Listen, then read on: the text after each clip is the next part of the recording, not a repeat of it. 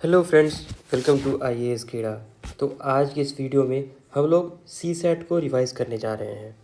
तो जैसा कि आपको पता है कि जो लास्ट कुछ ईयर्स से जो सी सेट का जो मैथ्स पोर्शन है वो उसकी जो लेवल ऑफ डिफ़िकल्टी है वो बढ़ते जा रही है। तो बहुत सारे लोगों ने रिक्वेस्ट किया था कि एक रिवीजन वीडियो सी सेट के पर बनाया जाए। तो ये सॉरी तो ये सी सेट सीरीज़ का फर्स्ट वीडियो है। इसके बाद कुछ और वीडियोस आएंगे और जिसमें जो सॉरी जो मैथ्स का पोर्शन है वो हम लोग रिवाइज़ कर लेंगे। तो अगर आप सी सेट में कंफर्टेबल हैं तो ये वीडियो देखने की ज़रूरत नहीं है। अगर आपको लगता है कि हमें एक क्विक रिवीजन चाहिए तो आप ये वीडियो देख सकते हैं। तो इसमें बेसिकली सबसे पहले हम नंबर थ्योरी को डिस्कस करेंगे। जो नंबर थ्योरी है वो अगर आप PYQs देखिए तो नंबर थ्योरी से बहुत ही ज़्यादा क्वेश्चंस आए हैं। तो अगर आपका नंबर थ्योरी पर कमांड है और अगर उससे रिलेटेड जो क्वेश्चंस है उसको आप सॉल्व कर सकते हैं तो फिर मैथ्स काफ़ी आपके लिए मतलब डुएबल हो जाएगा और आप जो आसानी से कट ऑफ क्लियर कर लीजिएगा। तो नंबर थ्योरी का एक पार्ट ही आज हम इस वीडियो में डिस्कस करेंगे। ये छोटे छोटे पार्ट में कर रहा हूँ मैं वीडियो ताकि मतलब आपको ज़्यादा देर तक बैठना ना पड़े, ठीक है, और क्विकली रिवीजन हो जाए। तो आज जो हम टॉपिक कवर करने वाले हैं वो है type of numbers, law of indices, divisibility test और रिमाइंडर थ्योरम। तो बेसिकली आज इसका हम कुछ थ्योरी देखेंगे, साथ ही साथ कुछ क्वेश्चंस भी करेंगे और नेक्स्ट वीडियोज़ में हम लोग कुछ PYQs डिस्कस करेंगे और साथ ही साथ नेक्स्ट कंसेप्ट जो कि HCF LCM एवरेज से रिलेटेड है वो सब भी देखेंगे। तो चलिए स्टार्ट करते हैं। तो देखिए सबसे पहले जो है वो चीज़ है वो टाइप ऑफ नंबर्स। ये थोड़ा सा ये इंपॉर्टेंट हो जाता है क्योंकि बहुत बार क्या होता है कि सी सेट में ऐसा रीजन टाइप का क्वेश्चन पूछ दिया जाएगा। तो हमें बेसिक आइडिया होना चाहिए कि नेचुरल नंबर किसको कहते हैं, होल नंबर किसको कहते हैं, डेसिमल इंटीजर क्या होता है। तो आप क्विकली अगर देखें तो एक आपका नंबर लाइन होता है, ठीक है। अगर बीच में अगर हम उसको जीरो अगर रखें तो इधर 1 2 3 ऐसे इंक्रीज होता है, इधर -1 -2 -3 ऐसे जाता है, ठीक है। तो जो जो नंबर्स हो गए 1 2 3 इस तरह से जो भी हो गए तो उसको हम लोग बोलेंगे नेचुरल नंबर। अगर हम उसी नेचुरल नंबर में जीरो को अगर हम ऐड कर दें तो वो हो गया हमारा होल नंबर, ठीक है। और अगर उसी में -1 -2 -3 ये सारे जो हैं इसको अगर हम ले लें, निगेटिव भी नंबर्स को ले लें तो वो हमारा हो जाएगा इंटीजर्स, ठीक है। अब 1 और 2 के बीच में बहुत सारा नंबर होगा, लेट से 1.2 होगा, ठीक है, 1.5 होगा। तो इसको क्या बोलेंगे हम लोग, डेसिमल बोलेंगे, ठीक है। इवन नंबर आपको पता ही है जो कि 2 का मल्टीपल है। ऑड नंबर जो भी आपकी जो होल नंबर्स है बेसिकली जो कि मतलब इवन नंबर नहीं है वो हो जाएंगे ऑड नंबर। आप ये ध्यान रखिएगा कि निगेटिव जो नंबर है उसको हम लोग ऑड इवन में नहीं बांटते हैं, ठीक है। डेसिमल में भी ऑड इवन का कंसेप्ट नहीं है। Odd and even concepts are only for natural numbers, ठीक है। अब बात करते हैं प्राइम नंबर का। तो प्राइम नंबर देखिए एक बहुत बढ़िया कंसेप्ट है। प्राइम नंबर वो नंबर है जो कि या तो 1 से या सिर्फ अपने आप से ही डिवाइड हो सकते हैं। लेट से 7। अब 7 को कौन कौन सा नंबर डिवाइड करेगा, या तो 1 करेगा या खुद 7 करेगा, ठीक है। बीच के जो भी नंबर है 2 3 4 5 6 वो इसको डिवाइड नहीं कर पाएंगे, ठीक है। तो 7 क्या है, प्राइम नंबर है, ठीक है। क्या 9 प्राइम नंबर है, नहीं, ठीक है, क्योंकि 3 इसको डिवाइड कर रहा है, ठीक है। तो आप अगर देखें और तो जितने भी अगर ऐसा मैं बोलूँ कि जो भी ऑड नंबर है वो प्राइम नंबर है तो ये सही नहीं है, ठीक है। 15 को देख लीजिए, 15 का क्या क्या क्या डिवाइजर हो जाएगा, 3 और 5, ठीक है। अब ये बताइए कि इफ़ आई से कि all even number all even number are not prime number, is this statement true? आप थोड़ा सोच के बताइए कि क्या सारे इवन नंबर प्राइम नहीं है, ठीक है। तो all even number are not prime except 2, ठीक है। 2 का डिवाइजर क्या है, या तो 1 है या फिर खुद 2 है, ठीक है। तो 2 is the smallest even prime number, ठीक है। तो यहाँ से प्राइम नंबर का आपको कंसेप्ट हो गया, ठीक है। और साथ ही साथ एक रिलेटेड कंसेप्ट है को प्राइम नंबर, ठीक है। तो ये जो को प्राइम नंबर है, these are relative prime numbers and these are those numbers that have their HCF as 1, अब HCF एलसीएम के बारे में हम लोग थोड़ा नेक्स्ट वीडियो में देखेंगे। यहाँ पर ये समझ लीजिए कि लेट से कि आपका 4 और 5 है, ठीक है। 4 क्या प्राइम नंबर है? नहीं। 5 प्राइम नंबर है, ठीक है। लेकिन दोनों का जो एक आप ऐसा नंबर बताइए जो कि दोनों को डिवाइड करे। क्या है? सिर्फ 1 ही है। 1 के अलावा कोई सा भी नंबर ऐसा नहीं है जो दोनों को डिवाइड कर सके, ठीक है। तो इसलिए ये क्या हो गया? ये को प्राइम नंबर हो गया, ठीक है। लेट से 8 और 9, ठीक है।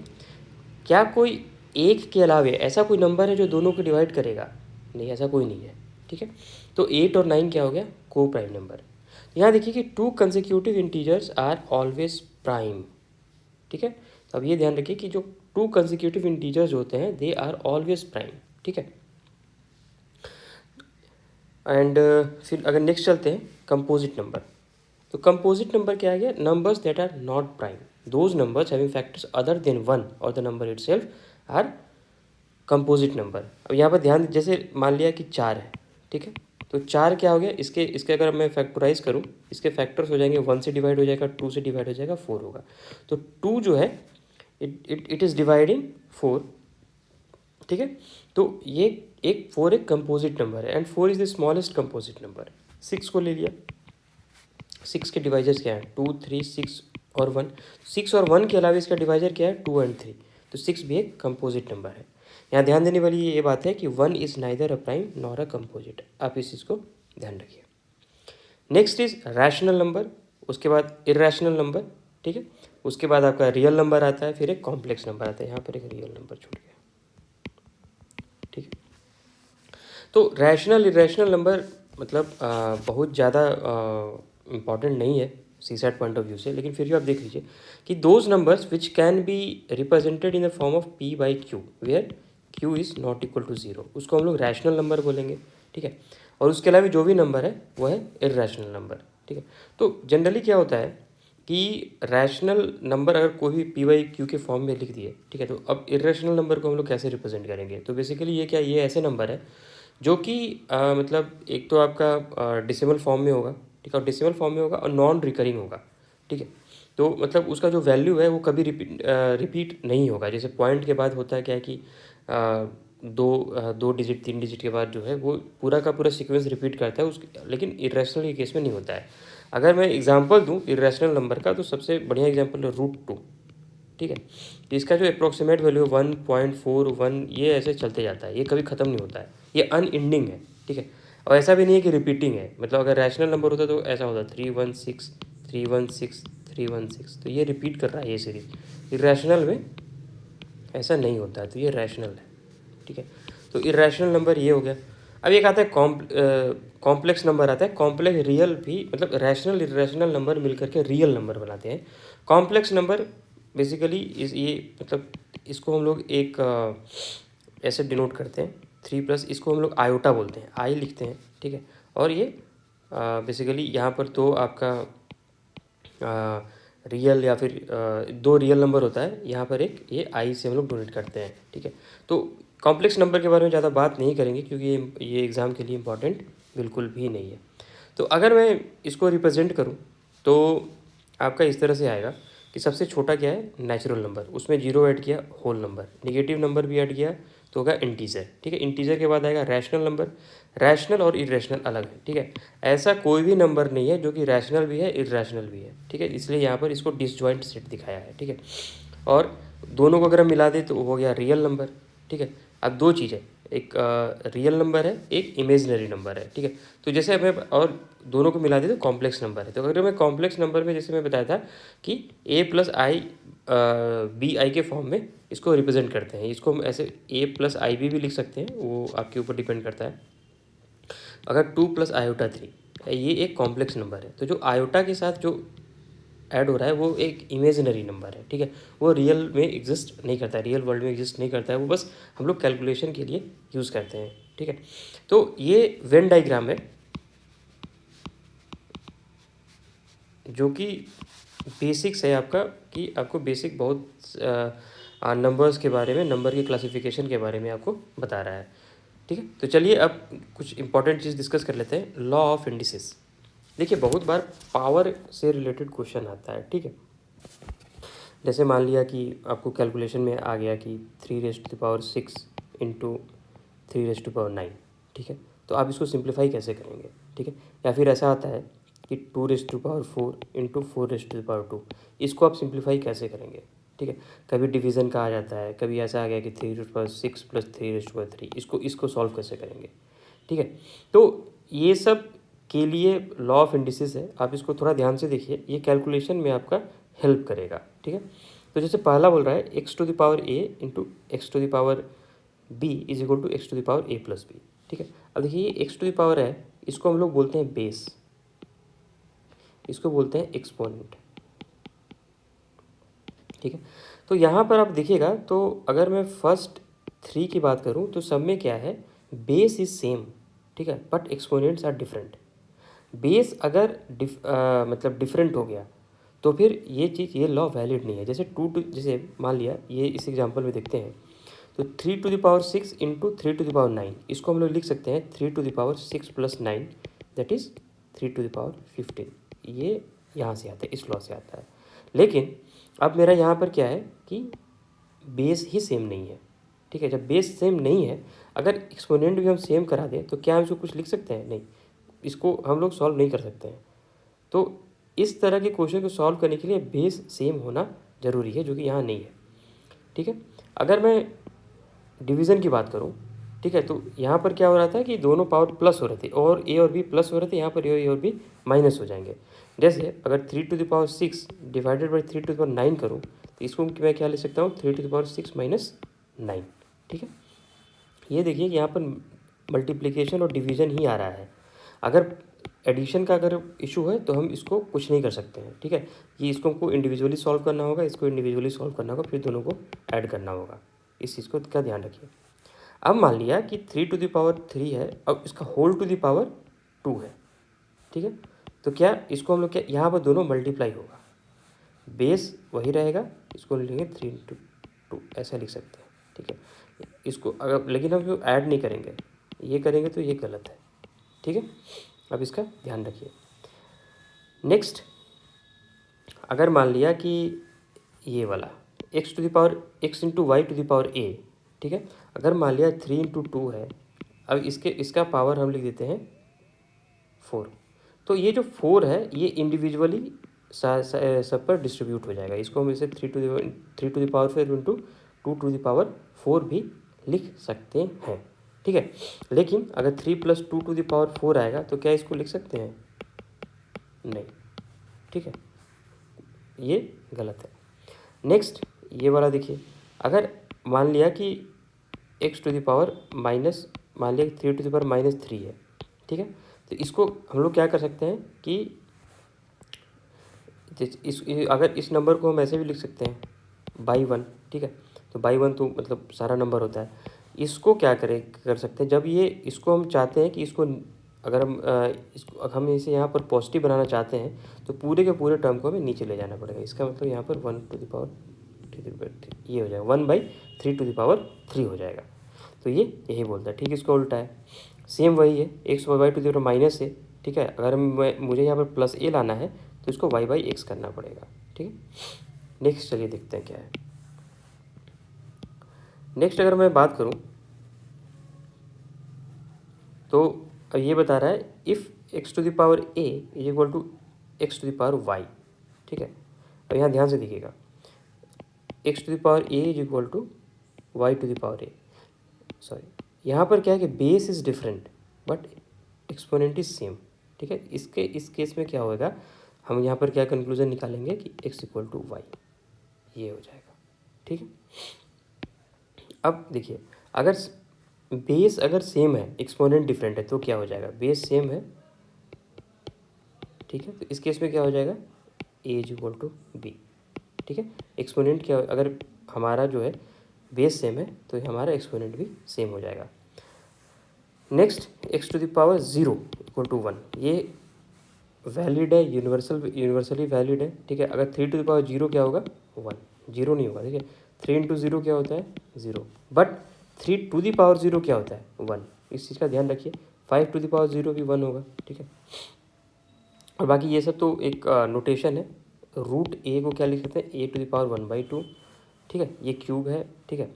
अब यहाँ पर दिखाया है, एक चीज़ देखिए आप, एक इम्पॉर्टेंट और कंसेप्ट है यहाँ पर, x to the power n equal to m, ठीक है। तो अब मुझे वैल्यू निकालना है x का। तो जब ये पावर है टू द पावर n है, जब ये इक्वेशन की दूसरी साइड जाएगा तो ये 1/n हो जाएगा। तो हम यहाँ इसको क्या लिख सकते हैं, ऐसे ऐसे। एक एग्जांपल देता हूँ, let say x to the power cube है 27। तो हमें ये फाइंड करना है कि x क्या होगा।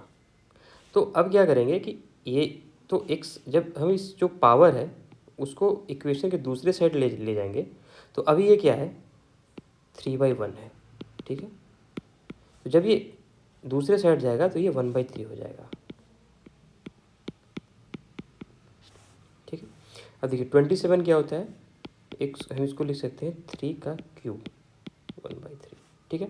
अब जैसा हमें ये लॉ पता है कि x to the power a to the power b is equal to x to the power a into B, same इसी को यूज़ करके हम इस दोनों को मल्टीप्लाई कर सकते हैं। तो क्या आ जाएगा, 3 टू द पावर 3 इंटू 1/3, यहाँ से क्या आ जाएगा, x इक्वल टू 3, ठीक है। तो ये तरीका है इस x का वैल्यू फाइंड करने का, ठीक है। तो चलिए आगे चलते हैं। अब नाउ ये डिविजिबिलिटी रूल है, ये बेसिकली आपको ये पहचानने में हेल्प करेगा कि कोई नंबर डिविजिबल किसी डिजिट से है या नहीं, ठीक है।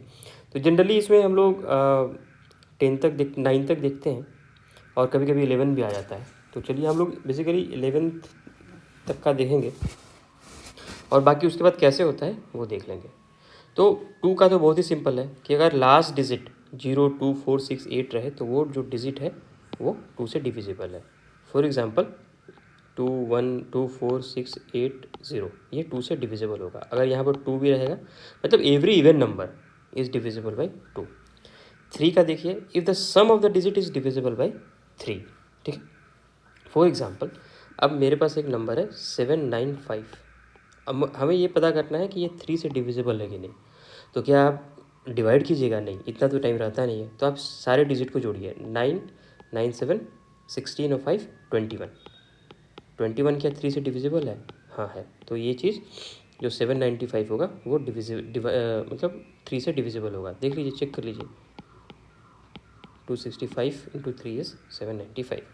4, अगर लास्ट का 2 डिजिट अगर 4 से डिविजिबल है तो that number would be divisible by 4। For example देखिए 24680 यही लेते हैं। तो क्या 804 से डिविजिबल है? हाँ है, बिल्कुल है। तो फिर ये जो टोटल जो डिजिट है 24680, ये जो नंबर है वो 4 से डिविजिबल होगा।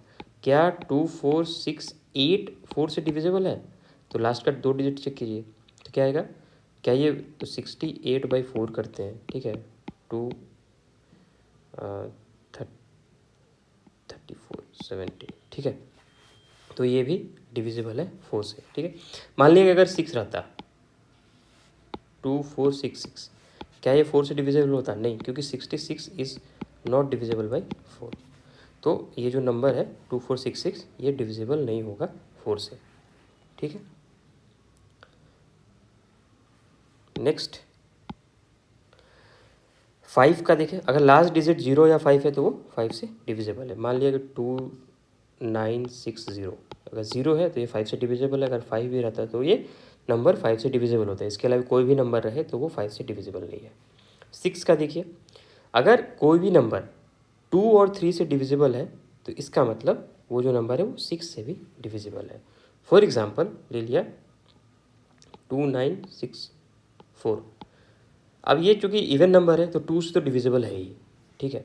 अब हम ये चेक कर रहे हैं कि ये नंबर 6 से डिविजिबल है कि नहीं। तो अब 3 का डिविजिबिलिटी चेक करते हैं। तो इसको ऐड करेंगे तो क्या हो जाएगा, 4, 10, 9, 19 और 2, 21, ठीक है। तो क्या 21 3 से डिविजिबल है? तो ये 6 से डिविजिबल, 6 इसको डिवाइड करेगा, चेक कर लीजिए, ये नंबर जो है 6 से डिविजिबल है, ठीक। कई बार ऐसा होता है कि मान लिया कि यहाँ पर 2 रहता, 2962, ये 2 से तो डिविजिबल है लेकिन 3 से डिविजिबल नहीं है, तो इस केस में ये नंबर 6 से डिविजिबल नहीं होगा। 7 का देखते हैं, ठीक है। 7 का थोड़ा लास्ट में दूंगा, पहले 8 का देख लेता हूँ। 8 में क्या होगा, अगर लास्ट 3 अगर डिजिट अगर 8 से डिविजिबल है तो वो नंबर 8 से डिविजिबल होगा, ठीक है। तो देखिए 2 4 8 में देखिए क्या पैटर्न बन रहा है। 2 अगर इवन है, लास्ट का डिजिट मतलब इवन है, तो अगर वो नंबर इवन है तो 2 से डिविजिबल है। अगर लास्ट का 2 डिजिट अगर 4 से डिविजिबल है तो पूरा का पूरा नंबर ही डिविजिबल होगा 4 से। अगर लास्ट का 3 डिजिट 8 से डिविजिबल है तो पूरा का पूरा नंबर डिविजिबल होगा 8 से। फॉर एग्जांपल 9216, ठीक है। तो आप ये तीनों डिजिट को चेक करिए, तो क्या 8 से डिविजिबल है? यस, ठीक है। तो ये पूरा का पूरा नंबर 216 कैसे हो, 27 इंटू 8 इज़ 216, ठीक है। तो ये पूरा का पूरा जो नंबर है वो 8 से डिविजिबल होगा, ठीक है। 9 का देखते हैं। 9 का बिल्कुल 3 की तरह है, पूरे डिजिट को सम कीजिए, अगर वो नंबर 9 से डिविजिबल हो रहा है तो वो जो नंबर है वो 9 से डिविजिबल होगा। लास्ट में अगर 0 है तो वो 10 से डिविजिबल होगा। अब चलिए 7 का देखते हैं। तो 7 में थोड़ा सा क्या है, इसमें क्या करना है कि लास्ट का डिजिट आप क्रॉस कीजिए, हटा दीजिए, उस लास्ट के डिजिट को आप दोगुना कीजिए और क्रॉस करने के बाद जो नंबर बनता है उसे डिवाइड कीजिए। अगर वो नंबर रिजल्ट 7 से अगर डिवाइड होता है तो पूरा का पूरा नंबर जो है वो 7 से डिविजिबल होगा। फॉर एग्जांपल 798 लेते हैं, इसको क्रॉस किया, क्या नंबर बचा? 79। अब 8 को ट्वाइस किया, कितना हुआ? 16। अब 16 को यहाँ इससे हम डिवाइड करते हैं, 63। क्या 63 7 से डिविजिबल है? तो फिर यहाँ हमारा क्या होगा कि जो 798 है इट इज़ डिविजिबल बाई 7। 11 का देखते हैं। 11 में देखिए क्या है कि आप सबसे पहले ऑड नंबर पर जो डिजिट है उसको सम कीजिए, इवन नंबर पर जो डिजिट है उसको सम कीजिए, दोनों सम को एक दूसरे से सब्ट्रैक्ट कीजिए। अगर आपका आंसर 0 आता है या फिर 11 का मल्टीपल आता है तो that number is divisible by 11, ठीक है। तो यहाँ कुछ और तरीका है, बट ये जो मैं तरीका बता रहा हूँ वो ज़्यादा आसान है, ठीक है।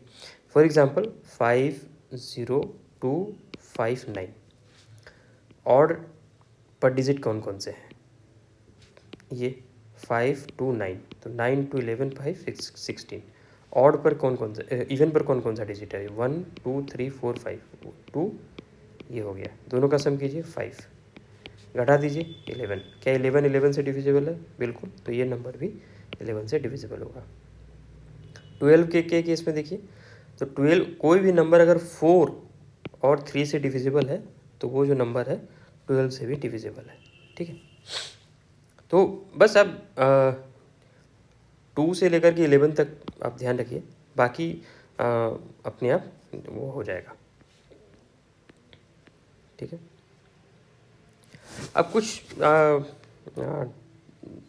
टिप्स हैं। First is any number can be represented in decimal system of the number, ठीक है।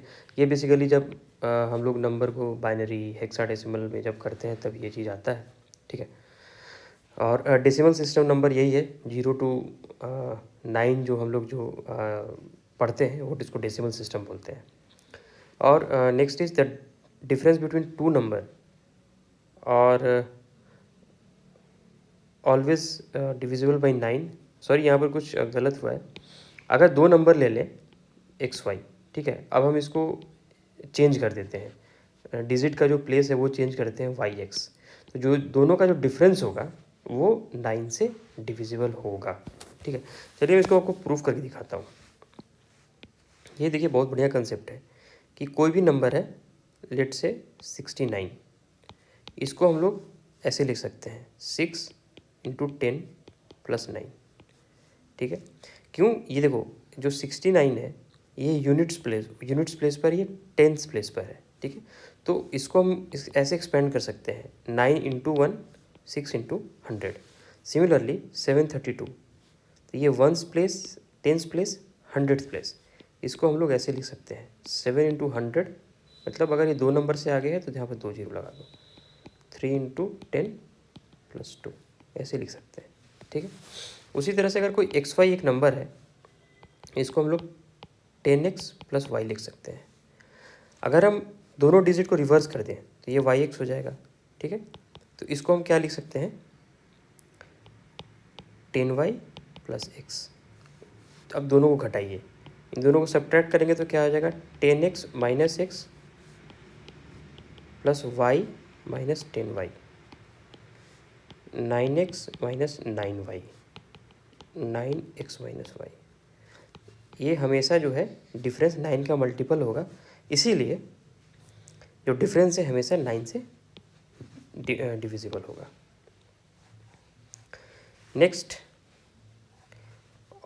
Odd into odd is odd, always odd. 9 into 3 ये भी ऑड है, ये भी ऑड है, तो हमेशा 27 अगर हमेशा ऑड ही रहेगा। और अगर इनमें से कोई भी अगर इवन हो गया या फिर दोनों इवन हो गए तो रिजल्ट इवन ही होगा। 3 इंटू 2 ऑड है, इवन है तो हमेशा 6, ठीक है, ये ध्यान रखिएगा, ये इवन होगा। अब any number can be written in a form 10 to the power n minus 1 is divisible by 3 and 9, ठीक है। ये मतलब ये हमेशा 9 10 टू द पावर 2 माइनस 1 99 आएगा, इस हिसाब से आएगा, तो हमेशा कि 9 और 3 से डिविजिबल ही होगा, ठीक है। ये बहुत ही मतलब ऑब्वियस सा चीज़ है। Next is remainder theorem. तो रिमाइंडर थ्योरम में ऐसा कुछ बताने का चीज़ नहीं है। तो अभी तक जो हमने पढ़ा है बेसिकली जो डिविजिबिलिटी टेस्ट है उसी का जो एप्लीकेशन है वो रिमाइंडर थ्योरम है। तो चलिए एक डायरेक्टली क्वेश्चन करते हैं, इसके बाद एक और क्वेश्चन करेंगे, उसके बाद ये वीडियो खत्म हो जाएगा, ठीक है। फिर हम लोग नेक्स्ट वीडियो में हम लोग इसका नेक्स्ट पार्ट देखेंगे, ठीक है, और साथ साथ कुछ और क्वेश्चन सॉल्व करेंगे। ये 2023 CSE का क्वेश्चन है। So what is the remainder when 85, 87, 89, 91, 95, 96 इस सबको मल्टीप्लाई किया, जब उसको 100 से जब हम डिवाइड करेंगे तो क्या रिमाइंडर होगा। देखिए, जब कोई भी नंबर अगर 10 से डिविजिबल है तो लास्ट में क्या आना चाहिए, 0, ठीक है। अगर वो 100 से डिविजिबल है तो उसके लास्ट में 2 0 आएगा, ठीक है। तो अब मान लिया, आप लीजिए केस 512, ठीक है। अगर इसको हम 100 से डिवाइड करेंगे तो जो लास्ट का 2 डिजिट है वही रिमाइंडर होगा, ठीक है। तो अगर हम इस पूरे नंबर को मल्टीप्लाई करें और लास्ट का 2 डिजिट हम अगर निकाल लें, ठीक है, तो वो मेरा रिमाइंडर हो जाएगा, ठीक है। तो अब या तो एक तो तरीका है कि आप पूरा मल्टीप्लाई करो, कैलकुलेटर अलाउड नहीं है, तब तो आप इसको मल्टीप्लाई कर नहीं पाओगे, ठीक है। तो चलिए देखते हैं। तो हम लोग ये चेक कर लेते हैं कि इसके लास्ट में 0 है या नहीं। अगर मान लिया कि ऐसा कुछ आ जाए तो क्या हो जाएगा कि रिमाइंडर क्या हो जाएगा, 0 हो जाएगा। क्यों? क्योंकि ये पूरा का पूरा नंबर 100 से डिविजिबल हो जाएगा, ठीक है। अगर पहला ये चेक कर लेंगे और दूसरा कि अगर नहीं, अगर ऐसा नहीं आता है तो फिर हमें कोई और तरीका निकालना पड़ेगा। तो देखिए, लास्ट में 0 कब आएगा, जब या तो लास्ट में 10 आ जाए तभी 0 आएगा। 10 कब आएगा, जब 5 और 2 का पेयर होगा। 5 इंटू 2 इज़ 10, ठीक है। अब कुछ लोग बोलेंगे 5 इंटू 4 भी रहेगा तो भी आ सकता है, ठीक है। तो 4 को 2 इंटू 2 लिख दो ना भाई। 5 तो हमें बस 0 देखना है, तो जो कि 5 इंटू 2 से आएगा। तो पहले हम 5 और 2 निकाल लेते हैं इससे। तो 85 है तो एक 5 यहाँ से मिल जाएगा, इससे यहाँ नहीं मिलेगा, यहाँ नहीं मिलेगा, यहाँ नहीं मिलेगा, यहाँ मिल जाएगा, बिल्कुल मिलेगा। 94 है तो यहाँ पर मुझे 4 मिल जाएगा, ठीक है। तो एक 2 और 2 यहाँ मिल गया, इसको क्लब कर लो और इसको क्लब कर लो, यहाँ एक 10 मिल गया, यहाँ एक 10 मिल गया, तो 2 10 मिल गया, इसका मतलब एक 100 मिल गया। तो कुछ भी होगा इसका मल्टीप्लिकेशन लास्ट में 2 0 तो आएगा ही आएगा, ठीक है। जब आप इसको 100 से डिवाइड कीजिएगा तो रिमाइंडर आ जाएगा 0, क्योंकि यह पूरी तरह से डिविजिबल है। तो पॉइंट इस कि हमें यहाँ पर डिविजिबिलिटी टेस्ट का ये एप्लीकेशन है।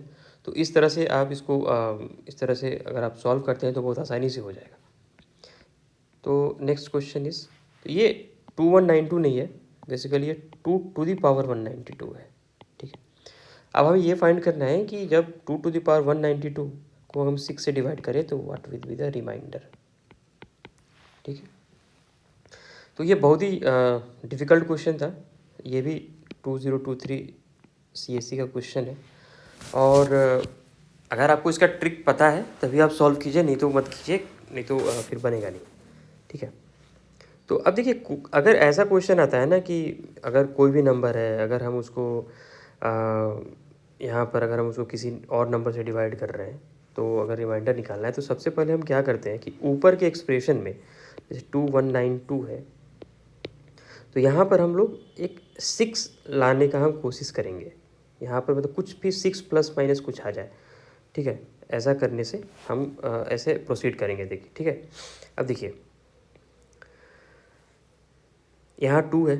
ठीक है, तो अब इसका मैं तरीका बता रहा हूँ कि एक यहाँ से आप 2 हटा दीजिए, इसको लिख देते हैं 2 और 3।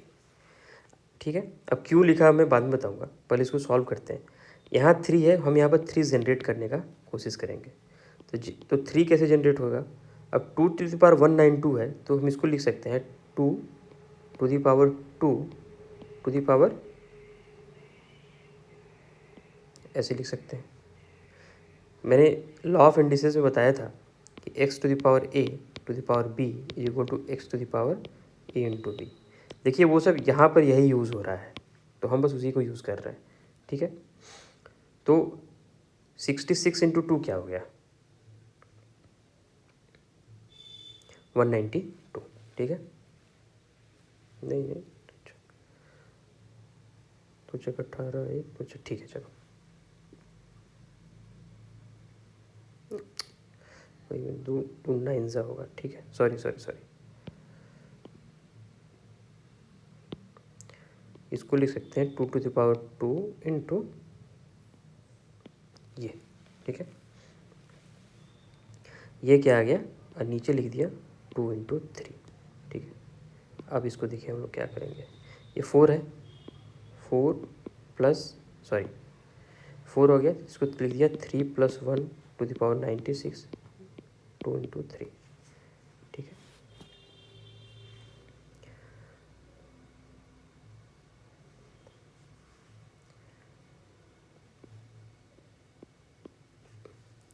यहाँ से हम क्या करते हैं कि एक 4 हम और बाहर निकाल लेते हैं।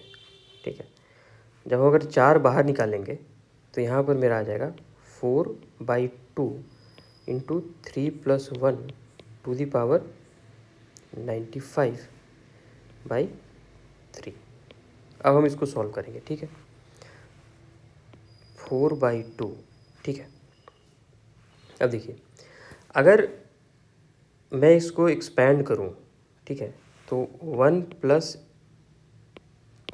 प्लस एक्स, इसको मैं ऊपर लिखता हूँ, थोड़ा अच्छे से लिखता हूँ इसको मैं मिटा रहा हूँ। देखिए, 1 plus X to the power n। ठीक है, इसको जब हम एक्सपैंड करते हैं, ठीक है, तो बहुत मतलब काफ़ी चीज़, सबसे पहले तो एक्सप्रेशन आ जाएगा x टू द पावर 1 आएगा।